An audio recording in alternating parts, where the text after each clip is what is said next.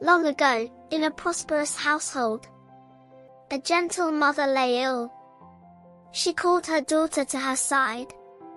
"Remain kind," she whispered. "Remain faithful.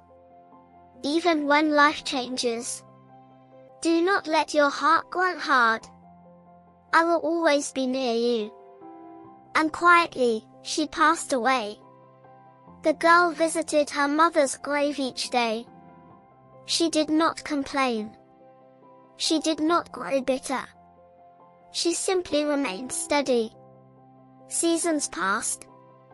Winter covered the earth in white. Spring returned with warmth. And her father, who feared loneliness, married again. He was not cruel, but he did not see everything. The new wife brought 2 daughters. They were graceful in appearance, but restless in spirit. Slowly, the household shifted. Fine dresses disappeared. Wooden shoes replaced soft slippers. The girl was moved to the kitchen. Her days became long. Her nights were spent beside fading embers. Sometimes she felt very alone. But even in the quiet ashes, something within her remained clear. And because she was often dusted in grey, they called her Cinderella. One day our father prepared for a journey.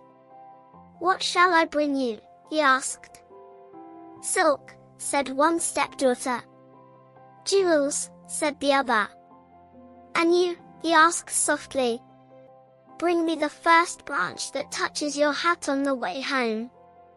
He returned with a small hazel branch. Cinderella planted it at her mother's grave. Her tears watered it. The branch grew into a slender tree. Each day she sat beneath it. A white bird would come. When she whispered a wish, the tree responded. Not with magic alone, but with quiet reassurance. Then the king announced a festival lasting 3 days. All maidens were invited, so the prince might choose a bride. Cinderella listened silently. She wished to go, not for riches, but simply to step beyond the kitchen walls. Her stepmother set difficult tasks. Lentils were scattered into ashes. Cinderella called softly to the birds. They came. They helped. Still, she was refused. The house emptied.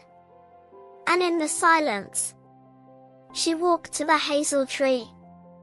"Little tree," she whispered, "let silver and gold fall over me." A gown shimmered down. Slippers followed. She dressed with quiet courage and went to the palace. First night, the prince noticed her. Not only her beauty, but her calm presence. He danced with her, though he did not yet understand why he felt drawn to her. When evening deepened, she slipped away. He was left wondering. Second night, she returned in greater radiance. Now the prince watched her more carefully. There was something steady in her gaze, something untouched by admiration. Again she disappeared. This time, he resolved not to let mystery remain unanswered. Third night, her light filled the hall. The prince knew then that he did not seek the most dazzling gown, but the truest heart. When she fled, a golden slipper remained upon the steps. The next morning, he traveled with the slipper. Many tried. None fit. At last, Cinderella was called. She stepped forward calmly. She removed her wooden shoe. She placed her foot into the golden slipper. It fit as though it had been waiting. The prince looked into her eyes. He recognized her. Not as a princess. Not as a stranger. But as the one whose quiet strength had remained unchanged through every night. "This is my true bride," he said.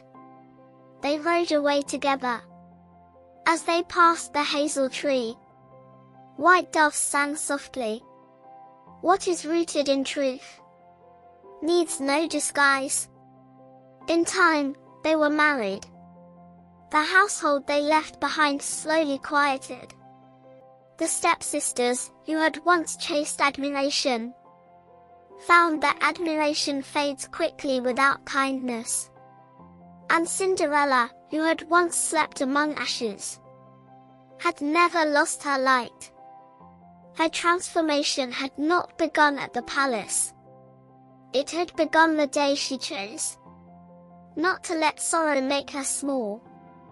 And like the hazel tree nourished by tears, what grows patiently will one day rise into light.